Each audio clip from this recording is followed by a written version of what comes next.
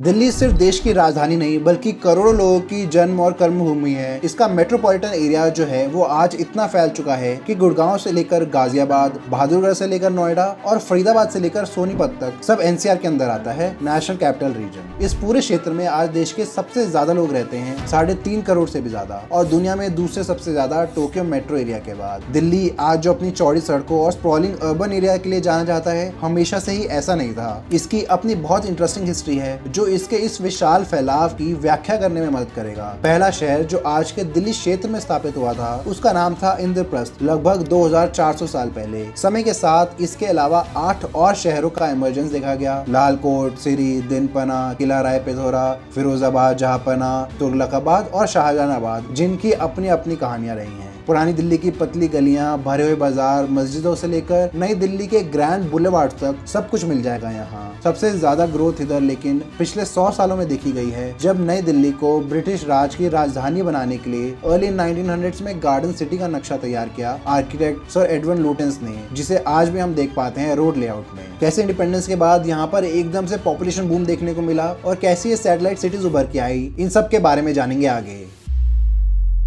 महाभारत के समय की बात है जब यमुना नदी के किनारे पर एक खूबसूरत छोटा सा शहर बसाया गया जिसका नाम पड़ा इंद्रप्रस्थ। ये वो वक्त था जब पांडव अपना राज्य बनाने की कोशिश कर रहे थे। इंद्रप्रस्थ का निर्माण पांडवों द्वारा किया गया था, जिसके मुख्य आर्किटेक्ट विश्वकर्मा थे। भगवान कृष्ण के अनुसार विश्वकर्मा ने इस शहर को इतना खूबसूरत बनाया था कि कोई भी इसको देखता तो वो हैरान हो जाता। चौड़ी सड़कें, साफ सुथरी और वेल प्लान्ड थी, जो उस युग में एक बहुत बड़ी उपलब्धि थी। ये उन 5 जगहों में से भी एक बनी जिनको शांति के लिए मांगा गया था, युद्ध को टालने के लिए, लेकिन दुर्योधन ने मना कर दिया, जिससे युद्ध का मंच तैयार हुआ। भगवान कृष्ण ने यहाँ पर एक शानदार राजधानी तैयार करने की भी सलाह दी उन्हें युद्ध के बाद। यमुना के किनारे बसने की वजह से पानी और खेती के लिए बहुत ही अनुकूल जगह थी। पुराना किला जो भी है उसमें ASI archaeological survey of India की खुदाई के दौरान इंद्रप्रस्थ शहर होने के सबूत भी मिले हैं। मिट्टी के बर्तन, सिक्के, घरों की दीवारें वगैरह मिली जो 2500 से 3000 साल पुरानी है। इंद्रप्रस्थ ने दिल्ली को एक मजबूत आधार दिया है। आगे चलकर जितनी भी राजधानियां यहाँ बनी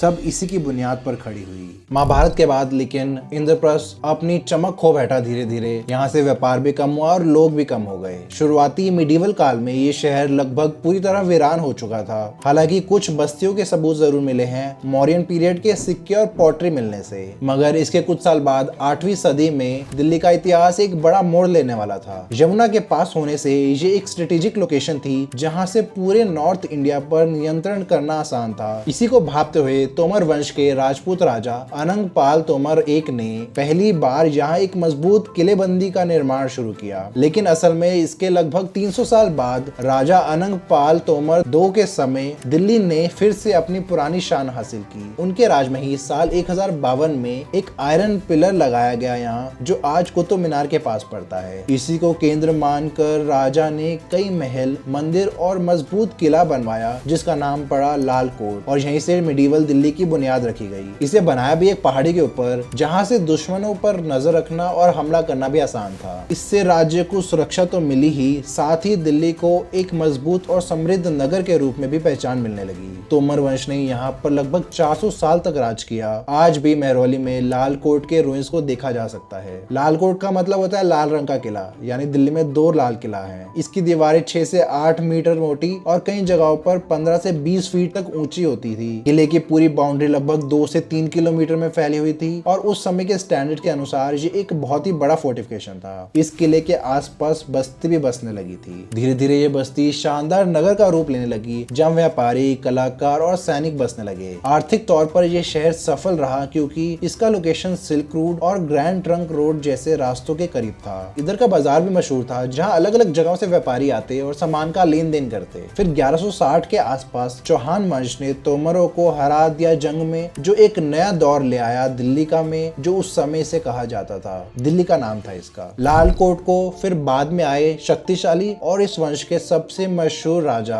पृथ्वीराज चौहान ने और बड़ा बनाया और नाम पड़ा किला राय पिथौरा, क्योंकि पृथ्वीराज चौहान को राय पिथौरा भी कहते थे। विस्तार करके क्षेत्र को लगभग दोगुना कर दिया उन्होंने और यही किला उनकी ताकत का प्रतीक बना। शहर का सबसे बड़ा बड़ा फोर्टिफिकेशन था, 6.5 किलोमीटर में फैला, जिसकी खासियत थी इसमें मजबूत दीवारें, बड़े बड़े दरवाजे और सुरक्षा के लिए विशेष सुरंगें। ये किला अब के महरौली से लेकर साकेत और वसंत कुंज तक फैला हुआ है। संजय वन भी इसी का पार्ट है। पृथ्वीराज चौहान के राज में केवल सुरक्षा नहीं बल्कि इसे एक समृद्ध व्यापारिक और सांस्कृतिक केंद्र के रूप में भी जाना जाने लगा। व्यापार तेजी से बढ़ा, विभिन्न शहरों से लोग आने लगे, जो दिल्ली का एक गोल्डन पीरियड माना जाता है, जिसमें कला, व्यापार और संस्कृति सब अपने चरम पर थी। लेकिन ये समृद्धि और शान लंबे समय तक नहीं चल सकी। कहानी का सबसे बड़ा मोड़ चौहान वंश के आने के सिर्फ 31 साल बाद आया, जब मोहम्मद गोरी, जो अफगानिस्तान से भारत में राज करने का सपना लेकर आया था, उसने पृथ्वीराज चौहान को तरीन की पहली जंग में चुनौती दी। इस जंग में लेकिन पृथ्वीराज विजयी हुए और दिल्ली की शक्ति पूरे भारतवर्ष में मशहूर हुई। मगर अगले ही साल 1152 में गोरी फिर से लौटा, जबरदस्त सेना लेकर, और तरेन की दूसरी जंग में पृथ्वीराज चौहान को हराकर उनकी हत्या कर दी। तरेन एक गांव है जो दिल्ली से लगभग 150 किलोमीटर नॉर्थ में पड़ता है, पटियाला के पास। ये जंग भारत के इतिहास का एक बड़ा टर्निंग पॉइंट बनी। इसके बाद दिल्ली पर इस्लामिक हुकूमत की शुरुआत हुई। पृथ्वीराज की हार के साथ ही चौहान राजवंश भी खत्म हुआ। गोरी ने दिल्ली पर कब्जा किया और किला राय पिथौरा को मध्य में रखकर दिल्ली को अपने साम्राज्य की राजधानी बना दिया।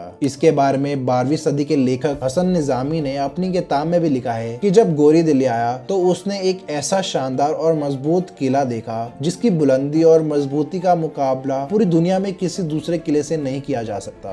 इसी समय से दिल्ली के इतिहास में एक नया युग शुरू हुआ, जिसे दिल्ली सल्तनत का युग कहा जाता है। मोहम्मद गोरी ने कंट्रोल जमा कर रखा साउथ एशिया में, लेकिन 1206 में उनकी हत्या कर दी गई, जिसके बाद उनके एक स्लेव कुतुबुद्दीन ऐबक, जो बाद में सैनिक और जनरल बने पूरी आर्मी के, उन्होंने पावर ले ली और पहले सुल्तान बने दिल्ली के। राजधानी आज की महरौली में बनाई और अपनी जीत को अमर करने के लिए 1199 में मशहूर कुतुब मीनार की बुनियाद रखी। इसे पूरा होने तक लगभग 28 साल लगे, जब तक ऐबक को मरे हुए काफी साल भी हो चुके थे। उनके पोते ने इसे फिर पूरा किया। ये आज भी दुनिया का सबसे ऊंचा ईंट का बना मीनार है, 72.5 मीटर ऊंचा। इस दौरान अपनी बाकी टेरिटरी से जोड़ने के लिए सड़कों का निर्माण भी किया जाने लगा। ये सड़कें लकड़ी, पत्थर और मिट्टी को मिलाकर बनाई जाती, जो काफी मजबूत थी उस समय के हिसाब से। एक मशहूर सड़क जो अभी ग्रैंड ट्रंक रोड के नाम से जानी जाती है, उसको भी एक्सपैंड किया उस समय। ये तो सड़क वैसे मौर्यन एम्पायर से बनी हुई थी, उत्तर पथ नाम से, 2600 किलोमीटर लंबी। इसे बस थोड़ा एक्सपैंड किया और मेंटेन किया। मामलुक डायनेस्टी के बाद आई खिलजी डायनेस्टी, जिसमें एक सुल्तान थे अलाउद्दीन खिलजी। उनके राज का जब दौर आया 1296 में, तब दिल्ली में काफी कुछ नया देखने को मिला। अपनी राजधानी को और मजबूत और सुरक्षित बनाने के लिए उन्होंने नया शहर स्थापित किया, सिरी नाम से। कहा जाता है खिलजी ने सिरी नाम चुना सिर से प्रेरित होकर, क्योंकि जो भी मंगोल अटैकर थे उनके सिर को काटकर दीवार में चुनवाया जाता ताकि हमला करने वाले लोग डर जाएं। सिरी फोर्ट एक मजबूत किला बनाया, इसके चारों ओर 1297 से लेकर 1307 के बीच बनाई है। लगभग 2.5 किलोमीटर लंबी ईंट और पत्थर से बनी दीवार, गेट्स और गार्ड टावर्स बने थे इसमें। इसकी दीवारें इतनी मजबूत थी कि वो मंगोल हमलों को 6 बार रोकने में कामयाब रही थी। आज भी इसकी कुछ टूटी दीवारें देखी जा सकती हैं और सिरी फोर्ट कॉम्प्लेक्स भी इसी के पास पड़ता है। इधर पानी की समस्या भी काफी रही थी, इसलिए खिलजी ने सिर्फ 2 किलोमीटर वेस्ट में एक बड़ा तालाब खुदवाया लोगों को पीने का पानी उपलब्ध कराने के लिए। इसका नाम रखा गया हौज खास। उर्दू में हौज का मतलब होता है वाटर टैंक या लेक, और खास का मतलब होता है रॉयल, तो हौज खास का मतलब हुआ रॉयल लेक। 1296 में इसको बनाने का काम शुरू हुआ। लगभग 50 एकड़ में फैला हुआ ये तालाब हजारों लोगों के लिए पीने के उपयोग में आता था। ये आज काफी मशहूर पार्क और हैंगआउट स्पॉट भी बन चुका है दिल्ली वासियों के लिए। खिलजी ने लेकिन मंगोलों के वापस जाने के बाद दक्षिण भारत में अपना विस्तार जारी रखा और आज के कर्नाटका और तेलंगाना तक अपना राज्य फैलाने में सफल रहे। इसी दौरान वारंगल में एक लूट में उन्हें कोहिनूर हीरा भी मिला, जो आज ब्रिटिश क्राउन के पास है। दुनिया का सबसे मशहूर हीरा है ये आज। खिलजी के बाद तुगलक डायनेस्टी का शासन आया, जिसमें गियत अल दीन तुगलक ने तीसरी नई राजधानी बनाई दिल्ली में, तुगलकाबाद नाम से, 1321 में। ये लाल कोट से 7 किलोमीटर ईस्ट में बनी। इसके लिए भी एक मजबूत किला बनाया गया, 6.5 किलोमीटर में फैला। आज भी इसमें तुगलकाबाद गांव बसा है। गियत अल दीन के बाद आए मोहम्मद बिन तुगलक ने तीनों राजधानियों को मिलाकर एक बड़ा शहर बनाना चाहा, जहां पना नाम से। लंबी 10 किलोमीटर की दीवार बनाई, जिससे इन्वेडिंग आर्मी को रोका जा सके। इसके कुछ स्ट्रक्चर्स अभी भी साउथ दिल्ली में देखे जा सकते हैं, विजय मंडल और बेगमपुर मस्जिद जैसे। मगर इसके 2-3 साल बाद ही मोहम्मद बिन ने अपनी राजधानी शिफ्ट कर दी आज के महाराष्ट्र के दौलताबाद में। 1.5 लाख लोगों को जबरदस्ती दिल्ली से दौलताबाद ले जाया गया, परंतु ये प्रोजेक्ट फेल हो गया और लोग वापस आने लगे कुछ साल में और राजधानी वापस दिल्ली में शिफ्ट कर दी सिर्फ 7 साल के अंदर 1334 में। ये भारत का पहला कैपिटल रिलोकेशन एक्सपेरिमेंट था जो पूरी तरह से फेल हो गया। फिर आए फिरोज शाह तुगलक, फिर उन्होंने एक और नई राजधानी बनाई। उस समय ये एक ट्रेंड था, हर एक राजा नई राजधानी बना देता था। फिरोजाबाद के नाम से इसे स्थापित किया 1354 में यमुना के किनारे 3 किलोमीटर में फैला एक फोर्ट बनाया फिरोज शाह कोटला नाम से। और ये दिल्ली का सबसे पहला शहर इंद्रप्रस्थ उसे सिर्फ 2.5 किलोमीटर नॉर्थ में पड़ता था। अंदर विशाल मस्जिद, महल, बावली सब बना और एक पुराना अशोक स्तंभ बिहार से लेकर इधर लगाया 13 मीटर ऊंचा और 27 टन का। इसके अलावा हौज खास तालाब जो अलाउद्दीन खिलजी ने बनाया था उसकी साफ सफाई और रेनोवेशन का काम किया। अपनी शान शौकत के लिए इसके आसपास अपना ही मकबरा बनवाया पर्शियन और इंडियन स्टाइल्स में। इसके अलावा जब लोग पानी की कमी से जूझ रहे थे तब फिरोज शाह ने नहरें और तालाबों का एक बड़ा जाल बिछाया। 5 बड़ी इरिगेशन कैनाल्स बनाए जिससे खेती में मदद मिली। इनमें से सबसे मशहूर थी यमुना से हिसार तक 200 किलोमीटर लंबी नहर। ये देश के सबसे पुराने इरिगेशन कैनाल्स में से एक बनी। 30 से ज्यादा तालाब और स्टेप वेल्स यानी बावलियां बनवाई जिनमें से काफी आज भी देखी जा सकती है दिल्ली में। दिल्ली सल्तनत में इन सब राजधानियों की वजह से दिल्ली का पॉलिटिकल इंपॉर्टेंस बढ़ा और ये शहर भारत की राजधानी में प्रमुख माना गया। इसी दौरान दिल्ली दुनिया के सबसे अमीर शहरों में से भी एक बन गया था जहाँ ट्रेड करने लोग दूर दूर से आते, ईरान, अरब और सेंट्रल एशिया से भी। यही वजह है कि दिल्ली को आज सुल्तानों का शहर भी कहा जाता है। तुगलक के बाद मगर सैयद डायनेस्टी के दौरान इंफ्रास्ट्रक्चर डेवलपमेंट धीमा पड़ गया।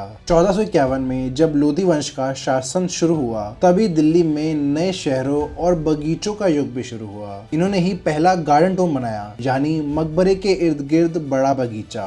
सिकंदर लोधी का टोम 1517 में एक छोटी लेकिन शानदार डोम वाली इमारत जिसके आसपास चबूतरे, फव्वारे और चारबाग स्टाइल का डिजाइन है उसमें बना। ये दिल्ली का पहला प्लान्ड ग्रीन पब्लिक स्पेस था जो आज लोधी गार्डन का हिस्सा है। इस समय में 15 से ज्यादा टोम्स और कई गार्डन स्टाइल कॉम्प्लेक्सेस बनाए गए। इसके बाद इब्राहिम लोधी जो सिकंदर लोधी के बेटे थे उनकी 1526 में बाबर ने हराकर हत्या कर दी जिसके बाद फिर शुरुआत हुई मुगल साम्राज्य की। बाबर ने अपनी राजधानी आगरा को चुना और दिल्ली को कुछ भुला सा दिया कुछ सालों के लिए। लेकिन हुमायूं उनके बेटे ने जब कुछ साल बाद शासन संभाला तब उन्होंने दिल्ली में यमुना के किनारे एक शहर बसाया दिनपना नाम से और उसी में अपनी राजधानी भी बनाई आगरा से मूव करके। ये एंशिएंट इंद्रप्रस्थ एरिया के पास ही पड़ता था। सुरक्षा के लिए एक किला बनवाया जो है आज का पुराना किला। मगर जल्द ही शेर शाह सूरी जो बिहार के राजा थे उन्हें हुमायूं को हराकर अपना शासन जमा लिया यहाँ पर। वैसे तो ये मुगल नहीं थे लेकिन काफी काम किया दिल्ली और पूरे राज्य में जो पंजाब से बंगाल तक फैला हुआ था। सबसे पहले दिनपना को नष्ट करके उसकी जगह अपनी राजधानी दिल्ली शेर शाही बनाई और किले का बचा हुआ काम पूरा करके और मजबूत बनाया। इसके अलावा प्राचीन सड़क जिसे आज हम ग्रैंड ट्रंक रोड कहते हैं उसे रिवाइव किया जो थोड़ा डिसरिपेयर में चला गया था। सूरी से सड़के आजम कह के बुलाते और इसमें दिल्ली से लाहौर तक पत्थरों से पक्का रास्ता बनाया कोस मीनार के साथ। कोस मीनार छोटे 15 से 20 फीट के मीनार हर एक कोस की दूरी पे बनाए जो लगभग होता है 2.5 से 3 किलोमीटर का डिस्टेंस। इन्हें एक माइलस्टोन के रूप में बनाया और कई सारे सराय भी बनवाए रेस्ट स्टॉप के लिए। ये 2500 से भी ज्यादा लंबी रोड थी दिल्ली से काबुल, लाहौर, कानपुर, पटना और बंगाल तक जोड़ती हुई जो व्यापार के लिए बहुमूल्य थी। 17वीं सदी तक इस पर 100 से ज्यादा सराय और 300 से ज्यादा कोस मीनार मौजूद थे। इसके बावजूद सूर्य एम्पायर ज्यादा लंबा नहीं चला, सिर्फ 15-16 साल ही। हुमायूं ने फिर वापस आकर इन पर जीत हासिल की और मुगल एम्पायर को फिर से रिवाइव करने में सफल रहे। उनकी मौत पर मकबरा बनाया गया आज की मथुरा रोड के पास जो पर्शियन और इंडियन आर्किटेक्चर पर आधारित है। चारबाग लेआउट में प्लान्ड पाथवेज, कैनाल्स और गार्डन के साथ बनाया जो ऐसा पहली बार किया गया था और बाद में फिर काफी कॉमन हो गया। उनके बाद उनके बेटे अकबर का शासन चला 1556 से 1605 तक, लगभग 50 साल लंबा। तो उन्होंने आगरा, फतेहपुर सीकरी और लाहौर से राज करना पसंद किया और दिल्ली पर इतना ध्यान नहीं दिया। मगर अकबर के पोते शाहजहां के राज्य में दिल्ली को फिर से उसकी पुरानी प्रोमिनेंस वापस मिली। उन्होंने इंजीनियर्स, आर्किटेक्ट्स और एस्ट्रोलॉजर्स को एक माइल्डर क्लाइमेट वाली जगह को ढूंढने को कहा आगरा और लाहौर के बीच। इसके लिए फिर जो जगह उभर के आई वो थी यमुना के वेस्टर्न बैंक में पुराना किला से कुछ किलोमीटर नॉर्थ में। शाहजहां ने फिर अपनी नई राजधानी का निर्माण शुरू करवाया 1639 में शाहजहानाबाद। ये एक प्लान्ड सिटी बनी जहां सड़कें, दीवारें और मार्केट सब ग्रिड्स के अलोंग परफेक्टली अलाइंड थे। एक फोर्ट्रेस भी बनवाया उर्दुई मोहल्ला नाम से जो आज लाल किला या रेड फोर्ट के नाम से जाना जाता है। 254 एकड़ में फैला हुआ 2.5 किलोमीटर लंबी किले की दीवार के साथ। कंस्ट्रक्शन 8 साल में पूरी हुई और 19 अप्रैल 1648 को शाहजहां ने अपनी नई राजधानी में कदम रखा रिवर गेट से। जल्दी ये शहर उभरता हुआ कल्चरल, कमर्शियल और पॉलिटिकल शहर बना। इसे आज पुरानी दिल्ली के नाम से जाना जाता है और आज भी जो पुरानी दिल्ली का काफी एरिया है वो उन्हीं शाहजहां की बनाई दीवारों के बीच में स्थित है। इन दीवारों में कई गेट्स बनाए गए थे एंट्री एग्जिट के लिए, जैसे Kashmiri gate, Delhi gate, Turkman gate और अजमेर गेट वगैरह, वो आज भी देखे जा सकते हैं। चांदनी चौक की मेन सड़क जो है वो शाहजहानाबाद का मेन कॉरिडोर होता था, लगभग 1.5 किलोमीटर लंबा और 35-40 फीट चौड़ा। चांदनी चौक का नाम कैसे पड़ा? यहाँ पर पहले एक बड़ा सा पूल हुआ करता था सेंटर में और चंद्रमा की लाइट रिफ्लेक्ट होकर आंखों में पड़ती थी लोगों के, इसलिए इसका नाम चांदनी चौक पड़ा। अब वो पूल रिप्लेस कर दिया गया है घंटा घर से। शाहजहानाबाद में 10 से ज्यादा मेन रोड थी जो दरवाजों के थ्रू अंदरूनी शहर को बाहर से जोड़ती थी। इसके अलावा कई बावलियां भी बनवाई थी मुगलों ने, जैसे राजाओं की बावली, गंधक की बावली और लाल किला के अंदर जो बावली मौजूद थी। इधर से लोग फिर पानी लेने जाते। पुराना पुल भी बनाया गया यमुना पर लाल किले से ही। तब से लेके 200 साल यानी 1857 तक यही राजधानी रही मुगल साम्राज्य की, जो कि सबसे लंबा समय था किसी राजधानी के लिए लगातार होना। मगर आखिरी के कई सालों में ब्रिटिश ईस्ट इंडिया कंपनी का इन्फ्लुएंस काफी बढ़ चुका था कि शहंशाह जो थे वो सिर्फ नाम के थे, उनके पास पावर इतनी नहीं बची। फिर भी 1857 की क्रांति में बहादुर शाह जफर ने सिपाहियों की सहायता की अंग्रेजों के खिलाफ। इस क्रांति को दबाने के बाद अंग्रेजों ने बहादुर शाह को फिर एग्जाइल कर दिया रंगून में और दिल्ली पर काफी कठोर कार्रवाई की। शाहजहानाबाद के कुछ हिस्सों को तोड़ दिया गया और यहाँ से अपनी राजधानी कैलकाटा मूव कर दी, इधर की इन्फ्लुएंस कम करने के लिए और उनका अपना पहले से बेस वहाँ पे मौजूद था इसलिए भी। इसी दौरान उन्होंने देश भर में रेलवे लाइंस बिछाने का काम शुरू किया, जिसमें से पहली लाइन दिल्ली पहुंची 1864 में। अंबाला तक की लाइन बिछाई गई 200 किलोमीटर की, जिससे सेना का मूवमेंट और आसान हो सके और सामान और लोग भी तेजी से सफर कर सके। ओल्ड दिल्ली रेलवे स्टेशन बनाया गया। इसी दौरान ओल्ड सिटी के जस्ट बाहर पहला बड़ा जंक्शन बना शहर का, जो दिल्ली को कलकत्ता, लाहौर और बॉम्बे से भी जोड़ता था। शताब्दी के अंत तक दिल्ली में लगभग 6 रेल लाइंस बन चुकी थी और ये एक रेल हब के रूप में उभरने लगा था नॉर्थ और सेंट्रल इंडिया का। 1911 में फिर ब्रिटिश राज ने अपनी एडमिनिस्ट्रेटिव कैपिटल को दिल्ली दोबारा शिफ्ट कर दिया, स्ट्रेटेजिक और सिंबॉलिक रीजंस के कारण, जिसके लिए उन्होंने आर्किटेक्ट सर एडवर्ड लुटियंस को इसको डिजाइन करने के लिए कहा। लुटियंस ने चौड़ी सड़कें, रेडियल लेआउट और गार्डन सिटी के रूप में से डिजाइन किया। इससे दिल्ली की शान बरकरार रखी उन्होंने। चौड़ी सड़कें, आधुनिक अर्बन प्लानिंग, गवर्नमेंट बिल्डिंग्स और बहुत ज्यादा ग्रीन स्पेसेस के साथ 20 साल लगे इसे पूरा करने में और 1931 में ये ऑफिशियली इनॉग्रेट किया गया। ब्रिटिश जब आए तब उन्होंने मैकैडम वाली सड़कें बनानी शुरू की शहर में, जिसमें बड़े और छोटे पत्थर होते हैं टार के साथ, काफी स्मूथ होती थी पुरानी सड़कों के मुकाबले। ऐसा उन्होंने दिल्ली अंबाला और दिल्ली मेरठ रूट पर किया। चांदनी चौक, एस्प्लेनेड रोड, नई सड़क और अजमेरी गेट रोड, इन सबको चौड़ा किया। नए शहर में सड़कों की औसतन चौड़ाई 40 फीट तक रखी, जो कि काफी चौड़ी थी उस समय के लिए और अभी के लिए भी है। इसलिए दिल्ली में सबसे ज्यादा चौड़ी सड़कें देखने को मिलती हैं देश भर में। नई दिल्ली का जो निर्माण था वो तब दिल्ली का सबसे एम्बिशियस इंफ्रास्ट्रक्चर प्रोजेक्ट बना। पुराने सारे शहर सिरी, तुगलकाबाद, फिरोजशाह कोटला और शाहजहानाबाद से भी बड़ा। इसके बीच में एक मॉन्यूमेंट बनाया गया, इंडिया गेट, वर्ल्ड वॉर 1 में शहीद हुए सैनिकों की याद में। राजपथ, उसके सामने 3 किलोमीटर लंबी सेरेमोनियल रोड बनाई गई राष्ट्रपति भवन तक, जहां से हर साल रिपब्लिक डे परेड गुजरती है। 100 फीट से भी ज्यादा चौड़ी है ये, दोनों तरफ लॉन्स के साथ, जो पेरिस और वॉशिंगटन डीसी की सड़कों से प्रेरित है। कई गोल चक्कर ऐसे बनाए जहां से 6 से 8 सड़कें निकलती हैं, जैसे कनॉट प्लेस वाला चौराहा, उधर 8 मेन रोड्स मिलती हैं और इंडिया गेट सर्कल से 9। ऐसे कई और गोल चक्कर बनाए गए लुटियंस दिल्ली में, और तब तो गाड़ियां भी नई नई आई थी तो उनको भी ध्यान में रख के इनको थोड़ा चौड़ा बनाया। कनॉट प्लेस 1933 में बना, दिल्ली का पहला planned commercial district, British officers और बिजनेस क्लास के लिए शॉपिंग और ऑफिसेस का हब बना। पूरे लुटियंस दिल्ली का एरिया देखें तो वो था लगभग 1200 हेक्टेयर में फैला, जिसमें 70 से ज्यादा वाइड रोड्स, 300 किलोमीटर फुटपाथ और 200 से ज्यादा राउंड अबाउट्स यानी गोल चक्कर बनाए गए। घोड़ा गाड़ी और मोटर व्हीकल्स को अलग रखने के लिए सेपरेट अलग अलग ट्रैक्स बनाए गए। न्यू दिल्ली रेलवे स्टेशन भी बनाया गया 1926 में इस नई राजधानी को सर्व करने के लिए। इसके अलावा ग्रैंड ट्रंक रोड को ब्रिटिश ने काफी हद तक पेव कर दिया और मेंटेन किया ऐसा कि वो एक लाइफलाइन की तरह देखा जाने लगा नॉर्थ इंडिया के ट्रेड में खासकर। फिर आजादी के बाद दिल्ली में तेजी से आबादी बढ़ने लगी, जब बंटवारे से हजारों लाखों रेफ्यूजीज इधर आए पाकिस्तान से। ये एक टर्निंग पॉइंट भी कहा जा सकता है दिल्ली के लिए। इनके लिए नई भारत सरकार ने कई कैंप्स बनवाए, जिसमें सबसे बड़ा था किंग्सवे कैंप 3 लाख लोगों के साथ। कई और रेफ्यूजी कॉलोनीज आज नेबरहुड बन गए हैं, जैसे लाजपत नगर, मालवीय नगर, राजेंद्र नगर, पटेल नगर, राजौरी गार्डन वगैरह, और इन सबके नाम फ्रीडम फाइटर्स पर रखे गए। सरकार ने फिर लेआउट प्लान करके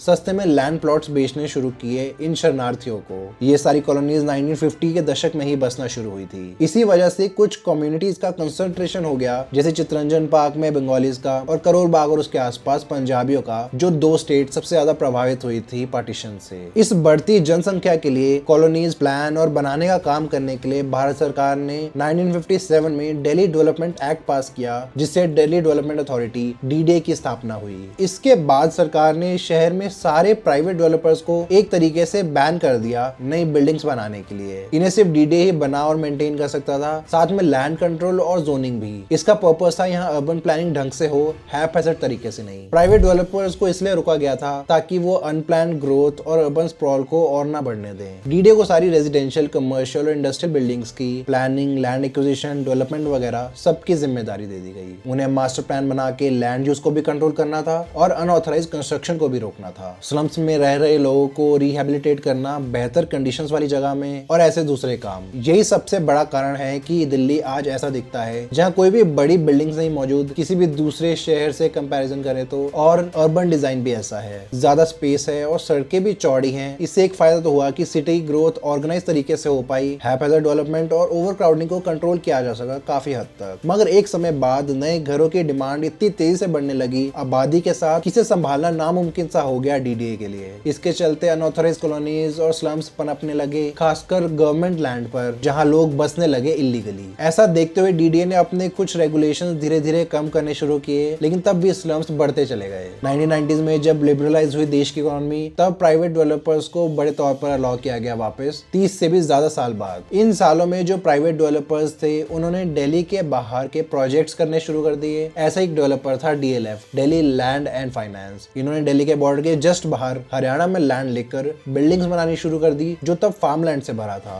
यही बाद में बना गुड़गांव। गुड़गांव की अपनी कहानी भी काफी इंटरेस्टिंग है, इसके ऊपर मैंने डिटेल में बात की है इस वीडियो में। देखने के लिए आई बटन पर क्लिक करें। गुड़गांव के जैसे ही कुछ और टाउन्स जैसे फरीदाबाद, नोएडा और गाजियाबाद भी बड़े शहर बनने लगे और ये पूरा NCR एक विशाल मेट्रोपॉलिटन एरिया के रूप में उभरा। तब से आबादी बढ़ती गई है इधर, और कई लोग आसपास के राज्यों से इधर बसने लगे हैं, जैसे यूपी, हरियाणा, बिहार और हिमाचल के। आज पूरे NCR में 3 करोड़ से ज्यादा लोग रहते हैं, दुनिया में दूसरा सबसे बड़ा मेट्रो एरिया टोक्यो के बाद। तो ये कारण है आज दिल्ली के अर्बन डिजाइन के पीछे, जो प्राचीन काल के फोर्ट्स और गेट से लेकर मॉडर्न सिटी की चौड़ी सड़कें और ग्रिडेड लेआउट तक कैसे विकसित हुआ। इतना ही नहीं, ये देश का मेजर हब होने के कारण भी ऐसा डेवलप हुआ, जहां से ग्रैंड ट्रंक रोड जैसे और कई रोड्स भी गुजरते हैं रेलवे को मिलाकर। इसके अलावा इतनी हिस्ट्री होने से इधर का आर्किटेक्चरल हेरिटेज भी काफी समृद्ध रहा है। 1000 साल से पुरानी स्मारकों से लेकर IT पार्क की शाइनी ग्लास बिल्डिंग्स तक सब मिलेगा यहाँ। हुमायूंस टॉम्ब जैसे कई आर्किटेक्चरल ब्रेक थ्रूज भी देखे गए हैं इधर, जहां पहली बार हाई आर्चेस और डबल डोम्स उत्पन्न हुए थे इंडियन आर्किटेक्चर में। और लाल किला, कुतुब मीनार जैसे बहुमूल्य मॉन्यूमेंट्स भी शामिल हैं इसमें। हम ऐसे ही मैप्स और अर्बन डिजाइन के बारे में अपने न्यूज़लेटर के जरिए वीकली इंफॉर्मेशन देते हैं आपको। इसमें ऐसी कुछ इंटरेस्टिंग चीजें होती हैं जो हम स्क्रिप्ट में इंक्लूड नहीं कर पाए। अगर आपको ये वीडियो पसंद आई तो आपको न्यूज़लेटर भी पसंद आएगा, उससे सब्सक्राइब करें इस बटन पर क्लिक करके। ऐसी और वीडियोस देखने के लिए इस चैनल को सब्सक्राइब करें। धन्यवाद।